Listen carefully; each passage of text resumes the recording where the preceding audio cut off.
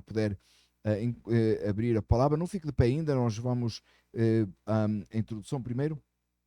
Amém? Ainda antes, mas nós iremos estar daqui a minutos no capítulo 2, versículos 1 a 5 de Ageu. Para já eu queria ler com os irmãos, ou queria ler para os irmãos, se o irmão não puder abrir, eu posso ler cuidadosamente ou devagar, Josué 1, 7 a 9. Eu irei ler Josué 1, 7 a 9 para a introdução do nosso assunto, mas abra, se você quiser ir direto a Ageu, é o texto que iremos ler. O tema da nossa mensagem é não tenham medo. Josué 1, 7 a 9 é um texto que os irmãos conhecem bem, é o devocional desta manhã. Diz assim: somente seja forte e muito corajoso. Tenha cuidado de obedecer a lei, a toda a lei que o meu servo Moisés lhe ordenou. Não se desvie dela nem para a direita nem para a esquerda, para que você seja bem sucedido por onde quer que andar. Não deixe de falar as palavras deste livro da lei e de meditar nelas dia e noite, para que você cumpra fielmente tudo o que nela está escrito. Só então os seus caminhos prosperarão e você será bem sucedido. Não fui eu que lhe ordenei? Seja forte e corajoso, não se apavore nem desanime, pois o Senhor, o seu Deus, estará com você por onde andar. Talvez os irmãos não lembram, mas nós estudámos Josué, alguns textos de Josué há um tempo atrás, e nós estudámos inclusive este, e depois estudámos no final o que é que Josué disse ao povo na hora da sua morte. Aqui é quando Moisés passa a Josué, o capítulo 1 de Josué, quando Moisés passa a Josué a responsabilidade do povo e a travessia do rio, amém? E eles estavam entrando na terra prometida. O Senhor apareceu a Josué, ou falou a Josué, melhor dito, e disse: somente seja forte e muito corajoso. Nós usamos esse assunto de muitos momentos da vida, e dizemos uns aos outros: seja forte e corajoso, somente seja forte e corajoso. Contudo, esse sentido de forte e corajoso é um sentido bíblico necessário para os dias de hoje. Os irmãos vão entender porque é que eu estou a dizer isto quando lermos o texto do dia de hoje, ou da mensagem de hoje em Ageu. Embora seja muito, principalmente nos dias de hoje, irmãos, que o desânimo, a cobardia começa a tomar conta cada vez mais da nossa sociedade, e nós começamos a olhar, inclusive às vezes os jovens que deviam ter aquele ânimo e ser aquela fortaleza, às vezes parece que estão deprimidos, abatidos com tudo aborrece, tudo está difícil, né? I'm bored, right? Os jovens estão bored, estão aborrecidos, estão desanimados, parece, e a gente quer dar uma palavra de ânimo e de encorajamento, e às vezes fica difícil. Então encontra-se todas as formas de encorajar pessoas hoje, né? Encoraja as pessoas com isto, encoraja-se com aquilo, quando na verdade, olha o encorajamento bíblico que foi dito a Josué: tenha o cuidado de obedecer a toda a lei que o meu servo Moisés lhe ordenou. Se quer dar um encorajamento a um jovem, ou para si hoje, esta manhã, se você sentir-se encorajado, você precisa de um objetivo, precisa de algo maior do que você mesmo, para que você se anime e prossiga na sua caminhada cristã e na sua vida diária. O texto de hoje é de extrema aplicação na nossa vida diária. E este tema de Josué, este assunto de Josué, você precisa de algo maior fora de si, que não esteja intrínseco aos seus bens e à sua capacidade e ao seu bem-estar, para que você se encoraje e se anime. O problema, irmãos, porque é que todo outro tipo de encorajamento falha, é porque está baseado na pessoa. Você precisa de se encontrar, você precisa de se sentir bem, você precisa de se amar, você precisa de se cuidar, você precisa disto e daquilo, e nunca resolve, porque continuam pessoas encorajadas e desanimadas. Porque o foco tem que estar fora de nós próprios, porque nós somos fracos em nós mesmos. Porque nós somos pecadores. Você quer encontrar ânimo e encorajamento em si, sabendo que você é um pecador, você precisa encontrar fora de si. E esse encorajamento vem do Senhor. E qual é o encorajamento que vem do Senhor? Não é para que nós nos encontremos a nós mesmos e nos sintamos bem. É que nós possamos obedecer a lei do Senhor. E quando obedecemos ao Senhor, quando fazemos o que o Senhor ordenou, não nos desviarmos nem para a direita nem para a esquerda. Eu estou só a recitar o texto. Então, nós meditarmos as palavras do livro da lei, meditarmos a palavra do Senhor de dia e de noite, e cumprirmos fielmente o que está escrito, os nossos caminhos prosperarão. E a palavra prosperidade passou a ser proibida no meio evangélico. Não se pode falar em prosperidade, falar da doutrina da prosperidade, falar de todos. Meus amados irmãos, não é essa prosperidade que me diz que vou ser muito rico, que eu vou ter muito dinheiro ou que eu vou ter muita saúde. É a prosperidade no serviço ao Senhor, na fidelidade ao Senhor. A prosperidade do cristão é a fidelidade dele a Deus.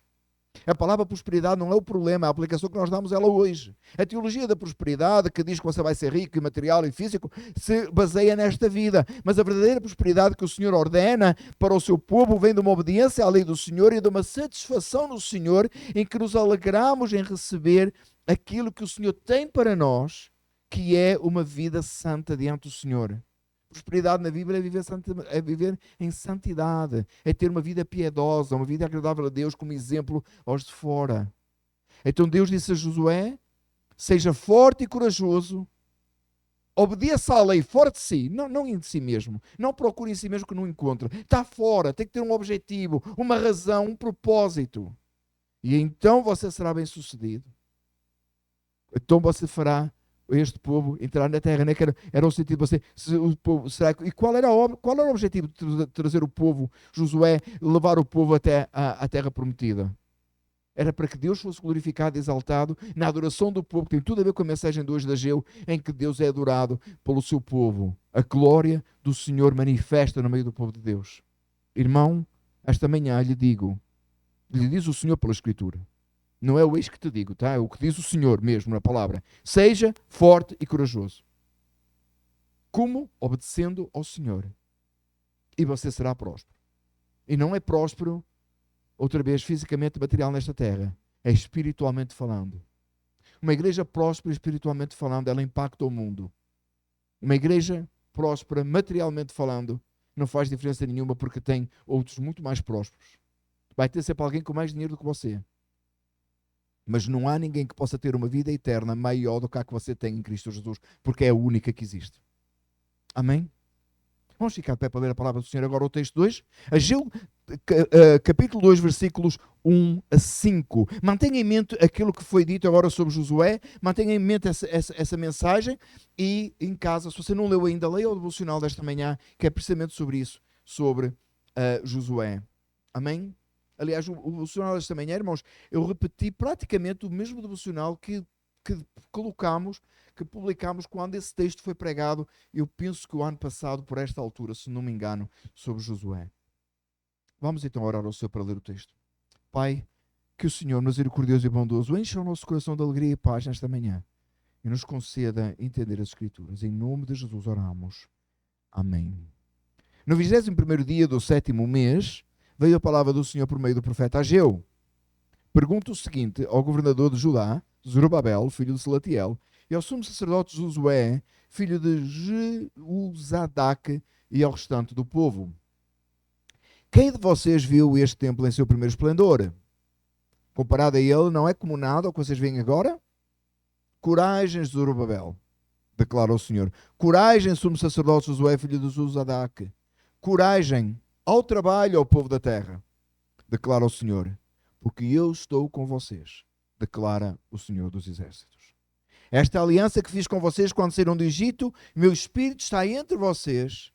Não tenham medo. Amém, irmãos? Irmãos, podem ficar sentados. Louvado seja o nome do Senhor. Nós vemos aqui que, à semelhança do capítulo 1, mais uma vez a palavra do Senhor veio ao povo, mais uma vez a palavra do Senhor é dirigida em primeiro lugar ao governador e ao sumo sacerdote, e então ao restante do povo. A palavra é a mesma, mas a ordem aparece sempre os líderes em primeiro lugar. Por isso, meu amado irmão, que eu volto a dizer, quando nós preparamos a mensagem, seja a pregação, seja eu, seja o professor Tomás, seja qualquer professor comunical que traz a palavra, o estudo bíblico, ela tem que falar primeiro a nós. Amém? Nunca espere que a palavra, se você usa a palavra em qualquer da sua classe, não espere que a classe vá receber a palavra do Senhor se ela não trabalhou em si antes. Ela é para nós primeiro, em primeiro lugar. Por isso é que a gente demora muito mais tempo a estudar a palavra. É por isso que é tão bom. E normalmente, irmãos, eu tenho esse hábito de começar na segunda de manhã a tentar começar a trabalhar a pregação para domingo. Para que a palavra trabalhe na minha vida a semana toda, para que eu possa chegar aqui e trazê-la para si, já ela tendo sido aplicada a mim. Amém? Palavra do Senhor, dada pelo profeta Ageu ao governador, ao sumo sacerdote e ao restante do povo. Qual é essa mensagem? Pergunto o seguinte, versículo 3. Quem de entre vocês viu este templo em seu primeiro esplendor? Precisamos nos enquadrar e perceber o que é que está a ser feito aqui. Aquele primeiro templo que foi destruído, que o povo foi levado em cativeiro, agora eles voltaram para reconstruir o templo. Os irmãos recordam, falámos isto semana passada, semana anterior. Eles voltaram para reconstruir o templo, eles começaram, lançaram os alicerces, fizeram uma grande celebração. Diz o texto, se não me engano, em Esdras ou Neemias, que havia um grande alvoroço e alegria entre o povo, ao mesmo tempo que muitos choravam e lamentavam, os que tinham visto o templo antes, e tal era o alvoroço que não se distinguia a diferença entre os que choravam e os que se alegravam. 2 anos depois, a construção parou. 16 anos após, Deus envia o profeta Ageu para corrigir o povo. Contudo, aquela primeira casa, aquele primeiro templo, em seu esplendor e em sua glória, era muito maior do que o que eles estavam fazendo agora. Nós iremos falar sobre isso na segunda parte, na segunda pregação, neste mesmo capítulo, que será, assim permitindo o Senhor, próximo domingo. Hoje estamos só dando aqui uma pequena pincelada no versículo 3, que depois iremos retornar a essa diferença. Contudo, ele disse, vocês veem este grande templo, alguém viu esse templo em seu primeiro esplendor? Porque alguns eram desse tempo. Quando no templo o esplendor e a glória do templo era tão grande, e depois ver o templo de Deus ser destruído. Na leitura que eu estou a fazer, na leitura anual que eu estou a fazer este ano, hoje e ontem, aliás, ontem de manhã, o texto era o texto de Samuel, onde Eli, 1 Samuel, ou um dos textos do dia era de 1 Samuel, onde Eli, quando recebeu a notícia de que a arca do Senhor foi tomada, caiu para trás e feriu, partiu o pescoço e morreu. E a nora, que estava para dar à luz, ao ouvir que a arca foi tomada, que estava grávida, ouvir que a arca foi tomada, o parto aconteceu e ela se desanimou e se entristeceu, porque a arca do Senhor foi tomada, a glória se foi de Israel. Era aquilo que se dizia. Irmãos, repararam que quando eu referi isto, irmãos já deram conta que eu pulei que os 2 filhos de Eli morreram nesse dia. Não deram conta que eu fiz de propósito. Porque a razão pela qual o maior ênfase desse capítulo e desse momento não é a morte dos 2 filhos de Eli. O grande ênfase desse capítulo, ou desse momento no texto, se você for ler o texto, é a arca ter sido tomada pelos filisteus e o povo, a glória de Deus ser ida de Israel. É o grande foco do momento. Ainda que é triste, muito triste, e muito lamentável, e o texto refere isso claramente e dá o seu valor, de que os 2 filhos de Eli foram mortos no mesmo dia.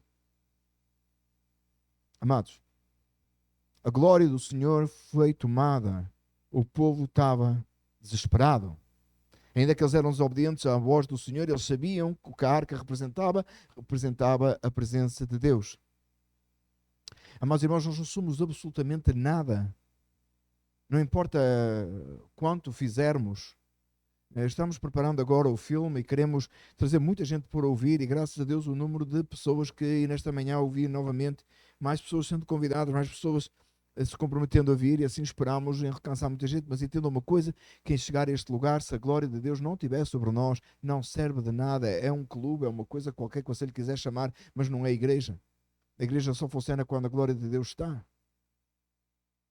O templo representava para o povo de Deus no Antigo Testamento algo tão valioso e tão importante. A arca do Senhor era tão valiosa e importante. E hoje, amados irmãos, nós tratamos a presença de Deus de uma maneira qualquer banal. As Escrituras como um livro que a gente lê se der tempo. Orar como uma coisa que a gente faz pelas refeições, ou quando a gente está em aperto. Usamos o nome de Deus em vão. Não cuidamos do sábado, do dia do Senhor, do domingo, da forma apropriada. Deus não tem a importância que Ele deveria ter em nosso meio. Eu não estou a falar do mundo, irmãos, que às vezes a gente olha para o mundo e as pessoas dizem assim, não há temor a Deus, irmãos, não há temor a Deus dentro da igreja, do povo de Deus. Nós tratamos o Espírito Santo que em nós habita. de uma forma qualquer. Há gente que quer usar o Espírito Santo para fazer as coisas mais absurdas e mais ridículas. Deus me disse para fazer desta maneira, ouvi uma profecia que diz aquilo, o outro diz o outro, e cada um trata Deus como quer. E inventa um Deus segundo, chama-lhe Jesus, mas é um Deus inventado em sua própria imaginação, não é o Deus das Escrituras. Que o Senhor nos ajude. Que bom que parou o barulho, não foi? Que alívio. Que Deus nos ajude, o Senhor nos ajude, nos dê a graça e sabedoria para nós entendermos a importância, aprendermos do povo de Israel a importância da presença de Deus. Claro que nós não precisamos colocar aqui uma arca da aliança, nem fazemos, embora há para aí quem o faça. O pastor veste-se como um rabi e traz a arca. Isso não é nada disso, irmãos, estamos a falar aqui, não é nada disso. O templo, que sim, cuidamos do edifício, queremos tudo bonito, mas o templo é o nosso, é nosso, é o nosso coração. É colocar a presença do Senhor acima de todas as coisas como o valor mais precioso que nós temos. É não nos contaminarmos, não nos profanarmos com coisa que não presta, com coisa do mundo, com pecado, deixar para trás o pecado e viver vidas santas diante do Senhor. Contudo, aquele povo que tinha visto aquele templo grandioso e maravilhoso do princípio, agora o Senhor diz, vocês veem, lembram como é que era? Lembram como era esse tempo? Irmãos, há uma razão muito grande para nós estudarmos a história da igreja. Lembra do tempo que os reformadores, e você diz, não lembro, porque eu não sou desse tempo. Sou irmão Adilson. Eu não sou desse tempo. No século XVII eu não estava vivo ainda. Eu não lembro disso. Irmãos, vocês ficaram todos ofendidos, menos ele, tá? Ele está a rir. Ou seja, eu não sou desse tempo, eu não lembro dessas coisas. Mas você leu? Não leu? Se não leu, devia ter lido. Você já ouviu pregação sobre isso? Já ouviu isso ser mencionado em pregação? Já ouviu historial sobre isso? Como esse povo de Deus sofria por causa do Evangelho, eram postos na fogueira. Não estamos a falar no tempo da igreja do primeiro século, nós estamos a falar há 500 anos atrás, quando o povo de Deus era perseguido severamente por anunciar e afirmar verdades absolutas do Evangelho, que nós hoje banalizamos e serve de que qualquer coisa serve. O que importa é crer em Jesus, o que importa é falar, amém, o que importa é falar do Jesus da Bíblia, é crer no Jesus da Bíblia, claro. O que importa é ser a verdade do Evangelho. Coisas hoje que nós dizemos, não vale a pena discutir. Importa sim. Salvação é por graça, por meio da fé, somente em Cristo, não há outro meio. Lembra desses tempos antigos, lembra dessas coisas. Está com saudades do livro de Atos, você diz assim, mas eu nem vivi esse tempo, mas você é a igreja com eles, não é? Não somos? Leia o livro de Atos. O poder de Deus se manifestava no meio da sua igreja, o povo ouvia e se voltava para Deus em lágrimas, em quebrantamento. Irmãos, e vocês não querem ir tão atrás, Jonathan Edwards pregou neste país. E a segunda vez que ele usou o mesmo sermão. Diz que as pessoas se agarravam às colunas da igreja que tinham a sensação que o chão se abria e o inferno os engolia, e tal era o desespero por Deus. E a vontade e o arrependimento, o quebrantamento caía sobre o povo e os sinais e maravilhas aconteciam. E verdadeiro avivamento, que é conversão. São os verdadeiros sinais e maravilhas, os verdadeiros milagres. Irmãos, não é que nós não queremos em milagres, nós queremos em milagres nos nossos dias, é claro que sim. Nós queremos uma manifestação do poder de Deus, mas o maior de todos é conversões genuínas, gente se arrependendo, abandonando o pecado e voltando-se para Deus. Irmão, lembra desse tempo? Alguns viveram tempos assim? Eu creio que sim. Mas se você nunca viveu um tempo assim, você pode olhar a história da igreja e você perceber que precisamos de voltar para isso. Isso precisa de acontecer hoje. Irmãos, há uma razão muito grande, irmãos, muito grande. E alguns podem achar, é uma questão de opinião. Não é fundamento de soteriologia, de salvação, não é, realmente não é. Mas a razão, irmãos, pela qual eu insisto tanto que nós estamos vivendo um milénio hoje, e não fique chocado comigo, e se você não acha que está vivendo um milénio hoje, você é dispensacionalista, você um dia vai descobrir que está errado. Não, brincadeira. Eu respeito a sua opinião, respeito a sua posição, porque não é fundamento para a salvação, mas entenda isto, a diferença é esta. É que se você entende que está vivendo o milénio hoje, você entende que é hoje que tem que acontecer as mesmas coisas que aconteceram na igreja do primeiro século têm que começar a acontecer agora, e nós precisamos de buscar isso e não abrir mão. Eu estou cansado dessa história, que foi uma coisa na igreja do primeiro século, é outra coisa agora, e um dia, durante 1000 anos, vai acontecer não sei o quê. Meus amados irmãos, Pedro disse no dia de Pentecostes, estas palavras se cumprem hoje nos vossos ouvidos, os vossos velhos terão sonhos, os jovens terão visões, e o meu Espírito será derramado sobre toda a carne. Agora, começou lá. O texto é muito claro. Para arranjarmos desculpas para vivermos uma mordidão espiritual hoje, inventamos um tal de dispensação pelo meio que nada acontece, para que um dia alguma coisa aconteça. E alguns estão à espera que no final vai haver um avivamento. No final quando? Se os últimos dias são estes? Não foi o que Pedro disse?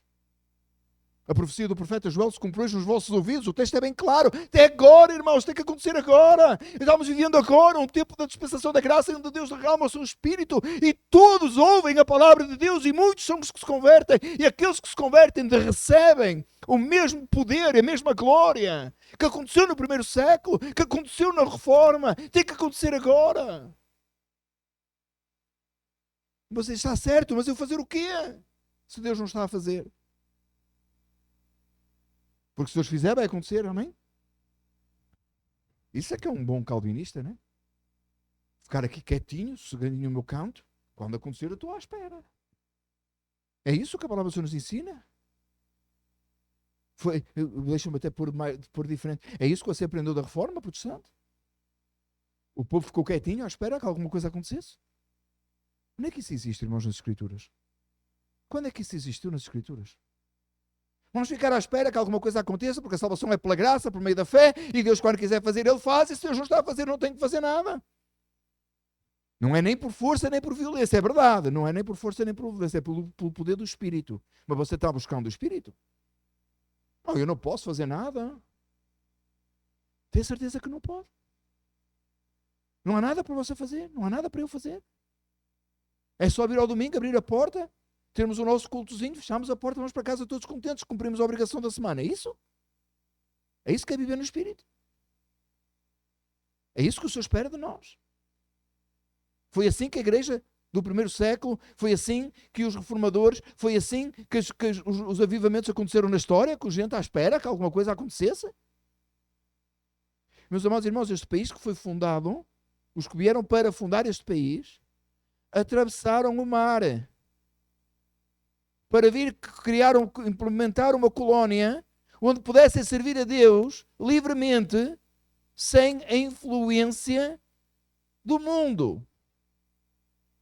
Eu vou tentar ser mais claro. Eles não apanharam o avião na primeira classe e chegaram aqui e foram para um hotel, para um resort, com tudo incluído, onde eles pudessem orar. Eles meteram-se no barco nas maiores dificuldades, com pessoas que nem eram confiáveis, como vocês sabem, da história americana, para chegar aqui. Muitos, menos de metade, muitos morreram com o objetivo. Não foi com o sonho americano de ter uma casa e um farm no backyard. E um barco para ir. Que é o sonho americano hoje, não é? A casa, o farm, o backyard, uma bandeira americana e um barbecue aceso, não é? Não foi isso que eles vieram fazer. Eles vieram plantar, eles vieram construir, enfrentar as maiores dificuldades. Muitos morreram, a maioria, mais de metade, irmãos, para criar uma colónia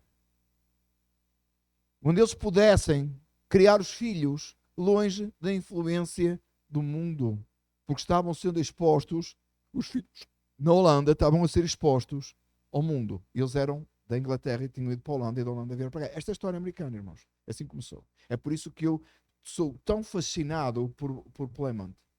E gosto de ir lá. Porque você entra e tem um momento central lá. Tem 2 edifícios lá que eu gosto. Mas já sabem, né? Um é a igreja e outro é a casa do pastor. E depois tem um farm que eu também gosto. É bonito. Gosto. A importância. Você entra lá e tem livros. Você pode pegar e você pode ler. E uma vez eu abri fiquei fascinado porque era de João Calvino. E eu disse, como é que está aqui? Era para esperar para ver no museu, mas faz melhor trabalho lá, digo já, irmãos.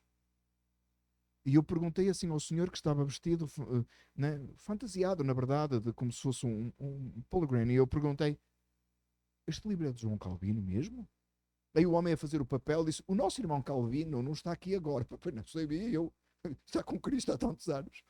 Mas a fazer o papel, e eu estava fascinado, irmãos. A importância de ler, a importância de estudar num povo que vivia em grande dificuldade para implementar, eles não deixavam de cultuar a igreja lá, o momento central, que vocês já logo já liberam.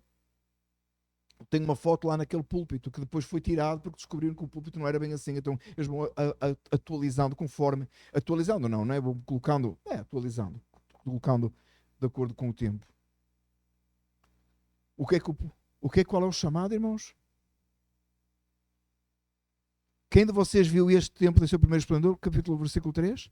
Comparado a ele, não é como nada o que vocês veem agora? Meu amado irmão, como é que era o templo da igreja do primeiro século? Como é que foi o templo dos reformadores? Qual é o templo da igreja hoje? Não é como nada? Não lhe parece nada? Não lhe parece muito pouco o que nós fazemos?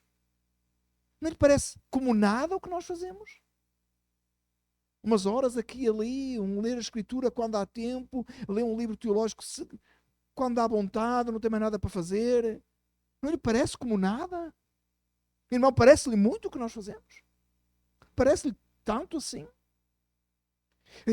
Irmão, é suficiente para si a quantidade de santidade, que se pudéssemos medir santidade ao quilo, os quilos de santidade que você carrega, é suficiente?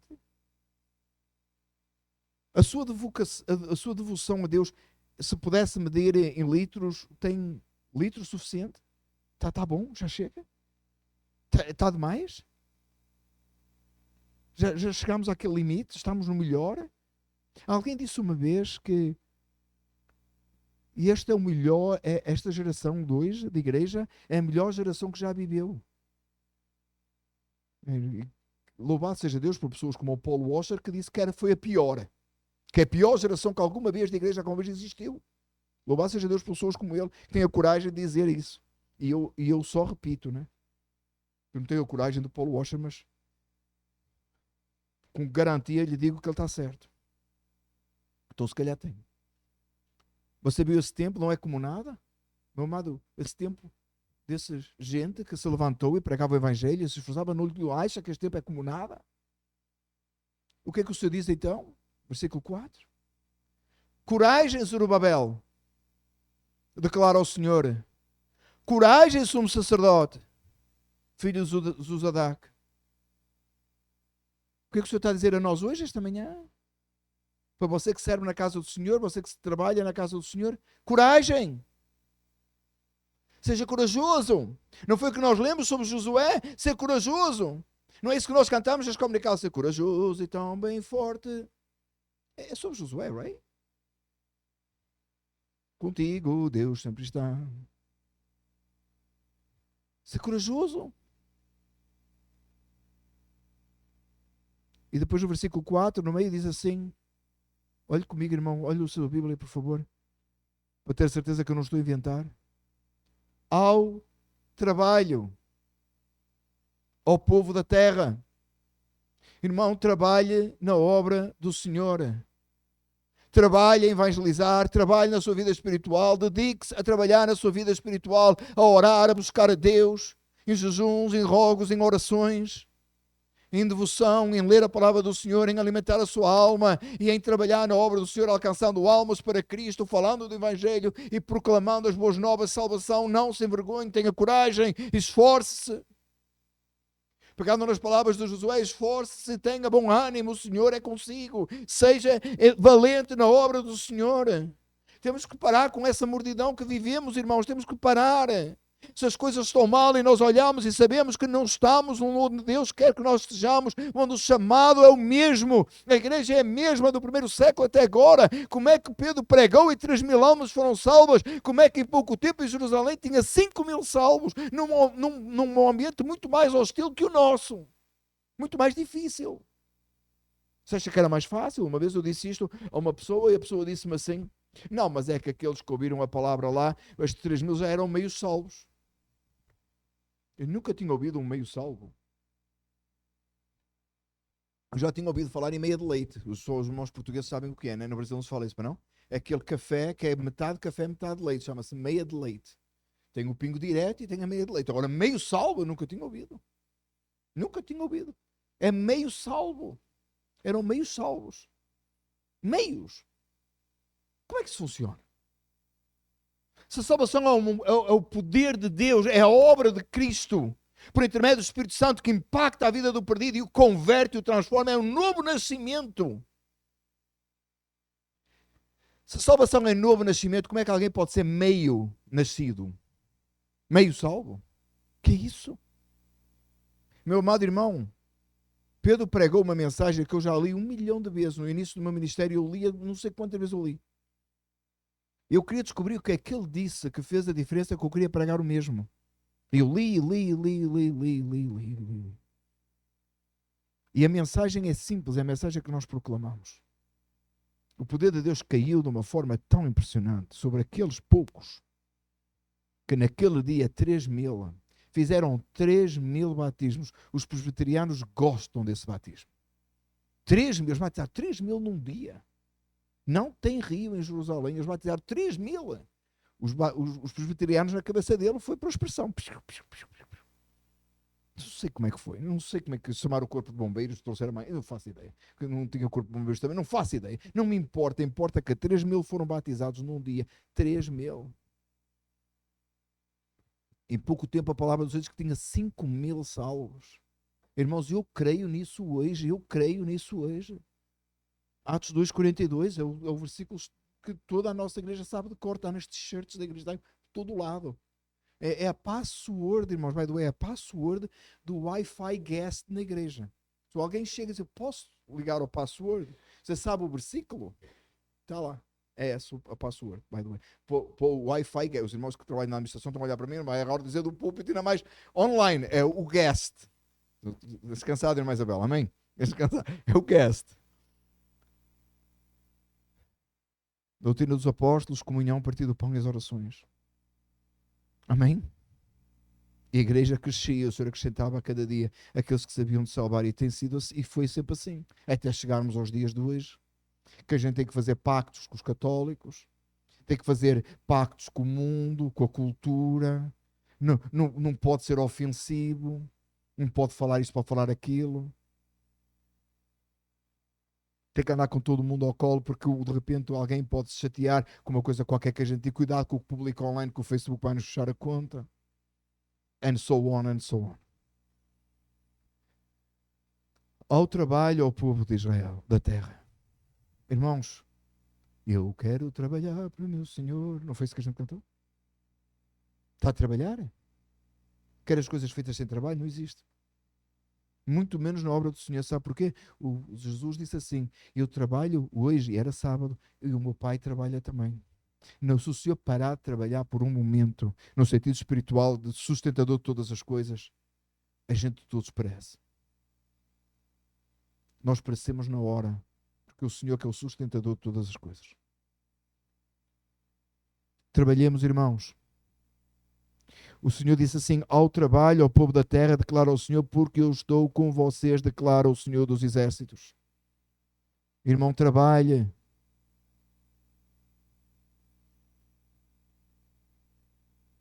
Sem trabalho, não se faz nada. É uma frase que a gente diz, não é? A gente sempre ouviu, não é? Sem trabalho não se tem nada. Ontem eu e a minha esposa fomos dar uma voltinha e num farm e tem... É bonito, irmãos, é bonito, é muito bonito. Eu gosto muito. E tinha um montão de staff naquele farm. E minha esposa disse assim, tem que ter muita gente a trabalhar para ter isto tudo. Irmãos, a gente caminha, é muito grande, eu nunca tinha estado naquele lugar, muito grande, e aquele milho todo, e aqueles tomates todos. E a gente diz assim, quanta gente teve que trabalhar para isto produzir? E você diz assim, não, pastor, peraí, a gente trabalha também nos nossos escritórios e nos nossos... É claro, eu só estou a trazer um exemplo que é óbvio para toda a gente, inclusive para o povo da época em que trabalho produz coisas. Amém? Então eu penso que um campo, eu penso que um jardim é uma coisa que nós sabemos que dá trabalho e quando vemos esse trabalho resultar e produzir, nós ficamos, nos alegramos. Amém? E na obra do Senhor é a mesma coisa, irmão. Nós queremos as coisas feitas, mas não queremos trabalhar, nós não queremos nos envolver. Alguém vai fazer e se der. E não acontece, irmãos. Se você for para o seu trabalho hoje, dessa maneira, eu vou trabalhar se der. No final você não vai ter um pagamento porque não deu. Estou certo? Experimente não aparecer no trabalho muito tempo. Você não vai ter um pagamento, certo?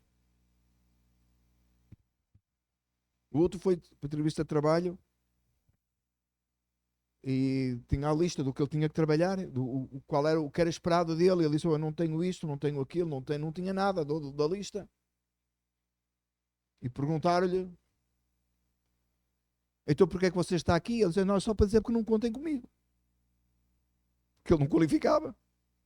Outro foi a uma entrevista de trabalho, não qualificava em nada. No final perguntou: e qual é o salário desejado? Era o dobro do que era oferecido. E o fulano perguntou: mas espera, mas você nem qualifica, como é que você quer ganhar o dobro? Ele disse: você já reparou que vai ser muito mais difícil para mim de eu fazer o trabalho do que para um que sabe? Então eu tenho que ganhar mais, porque eu não sei nem fazer. Tem gente que na obra do Senhor é assim. Quer fazer aquilo que não é capaz de fazer, porque não se prepara para fazer, não se santifica, não se purifica, não busca a Deus, não cresce espiritualmente, não trabalha na sua vida pessoal, e depois não consegue, não pode servir no ministério, não pode servir na igreja. Claro que não pode, porque tem as duas partes. Tem a parte do trabalho que você tem que fazer diariamente em sua casa, buscar a Deus, orar, e ser cheio do Espírito Santo, para você poder fazer, e para você poder se dedicar à obra do Senhor. Mas requer trabalho árduo. Trabalho não é fácil, irmãos. Mas trabalhar é bênção, sabia? O trabalho difícil veio como condenação da queda, como condenação por causa da queda, mas o trabalho foi criado por Deus antes da queda. Cabe a nós, irmãos, trabalharmos arduamente na obra do Senhor, incansavelmente. Paulo diz assim: gastar-me-ei e deixar-me-ei gastar. Irmão, você vai-se acabar de um jeito qualquer, entendeu? Então deixe-se acabar por uma coisa maior e mais importante do que a sua própria vida, que é o reino de Deus. Esforce-se no reino de Deus. Trabalhe na obra do Senhor. Dedique-se de coração à obra do Senhor. Ore, busque a Deus, busque uma direção e dedique-se inteiramente a trabalhar para o reino de Deus. E você diz assim: então o que é que eu tenho que fazer? Tenho que deixar a minha vida secular? Tenho que deixar toda a minha... Não, em todas essas coisas. Lembra do sapateiro e do Martinho Lutero? O sapateiro veio e disse: ok, eu quero servir a Deus melhor, o que é que eu devo fazer? E Martinho Lutero disse: vai, faz o melhor sapato que tu puderes e venda a um preço justo. E foi assim que começou a Kate Spade. Brincadeira, não foi não. Mas foi assim que se começou a fazer a ética cristã no trabalho, na reforma, irmãos. Amém? Viva a sua vida inteiramente para a obra do Senhor. Dedique-se a fazer o que é certo diante do Senhor.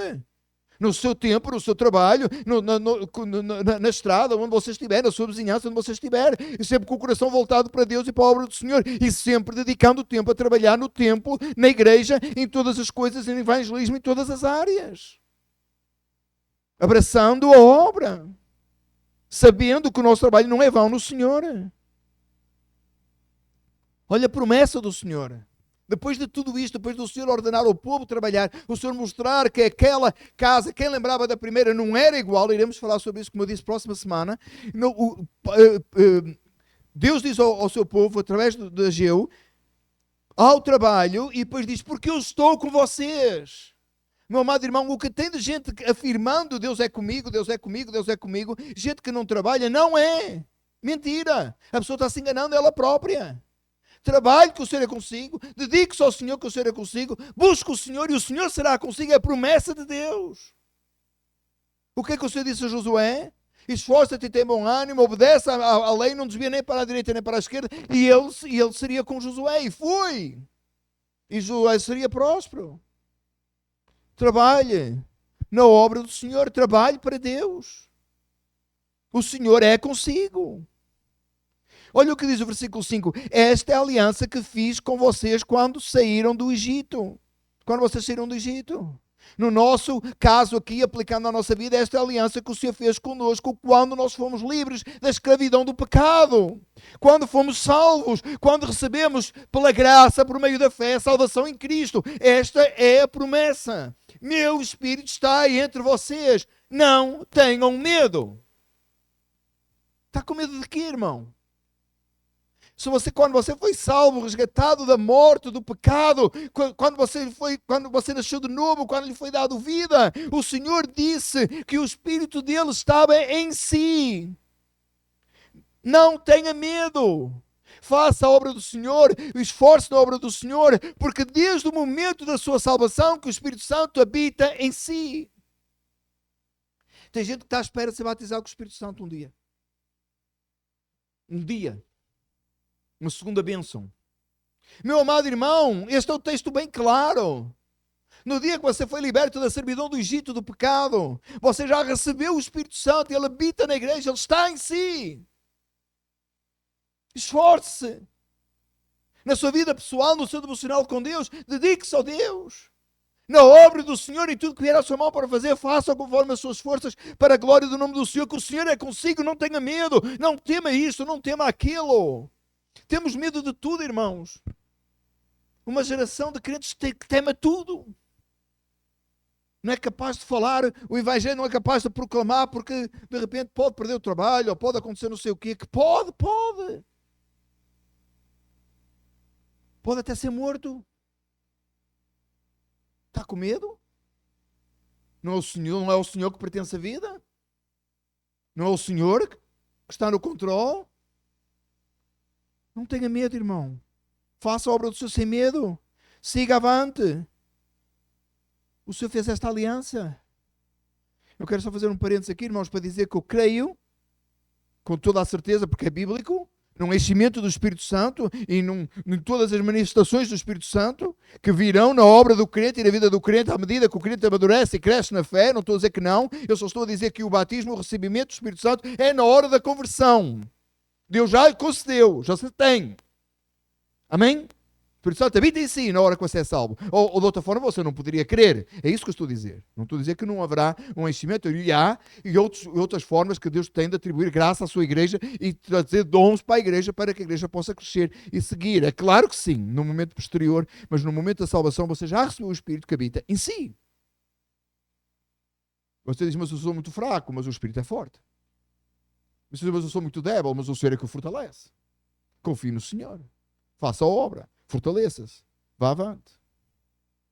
Eu queria terminar o texto com Isaías 43, versículos 1 a 3. Primeira parte do versículo 3. Um texto que os irmãos conhecem muito bem, por certo. Alguns são capazes até de dizer de cor.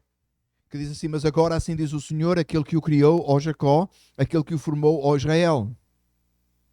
Não tema, pois eu o resgatei. Se foi o Senhor que te resgatou, irmão, não tema. E eu o chamei pelo nome. Você é meu, você pertence a Deus, Deus te chamou pelo nome, irmão. Agora vem a parte que todo mundo sabe. Quando você atravessar as águas, e eu estarei com você. Amém? Quando você atravessar os rios, eles não o encobrirão. Quando você andar através do fogo, não se queimará, e as chamas não o deixarão em brasas. Porque eu sou o Senhor, o seu Deus, o Santo de Israel, o seu Salvador. Eu só queria chamar a atenção para o seguinte, que às vezes escapa. Não é se você passar pelas águas. Não é se você passar pelo fogo. É quando. Você vai passar por aflição, você vai passar por problema, você vai passar por dificuldade. É garantido. Vai passar por tribulação e grande. Mas entenda isto, seja fiel ao Senhor, trabalhe na obra do Senhor, porque o Senhor, aquele que o chamou pelo nome, aquele que o firmou, Ele é consigo. E eu sou o Senhor, o seu Deus, o Santo de Israel, o seu Salvador. Ele te livrará no meio da angústia e da aflição. E você diz assim, e aqueles que morreram pela perseguição foram libertos de todas as outras aflições, entraram na glória imediatamente. Como Estevão, o primeiro mártir. Meu amado irmão, ainda que nos matem pelo nosso serviço ao Senhor, o Senhor é conosco e para sempre estaremos com o Senhor. É promessa garantida para o salvo, irmão. Não se abale, não se deixe abater, tenha coragem, anime-se, busque o Senhor. O Senhor tem uma obra para fazer através de cada um de nós aqui neste lugar. Cabe a nós nos pormos na posição certa para que o Senhor encha o nosso coração e vida e opere em nosso meio. Vamos ficar a pé. Vamos ficar a pé para orar.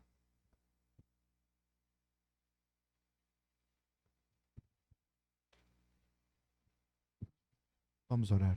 Amado Deus, Salvador nosso, Senhor dos céus e da terra, nós agradecemos, Senhor, a bondade do Senhor e a misericórdia e o favor do Senhor em nossas vidas. Nesta manhã pedimos que o Senhor encha o nosso coração e a nossa vida do Teu Espírito Santo. Não nos deixes afastar, ó Senhor, dos mandamentos divinos. Perdoa, Pai, os nossos pecados, as nossas iniquidades. Livra-nos, Senhor, de todo o mal. Pai, anima-nos nesta manhã para nos dar coragem para que vamos ao nosso trabalho, ao trabalho de falarmos a Tua palavra, ao trabalho de nos santificarmos, ao trabalho de fazermos a vontade do Senhor. Oh, não nos deixes desanimar, ó Deus. Fortalece-nos, te pedimos. Ao Senhor damos glória, louvor e adoração para todo o sempre, pois somente o Senhor é digno, somente o Senhor é Deus. Te bendizemos, ó Pai, e assim adoramos, em nome de Jesus. Amém. Que a graça do nosso Senhor Jesus Cristo seja com cada um de nós desde agora e até a vinda de Jesus. E todos dizem amém. Os irmãos podem sentar por um minuto.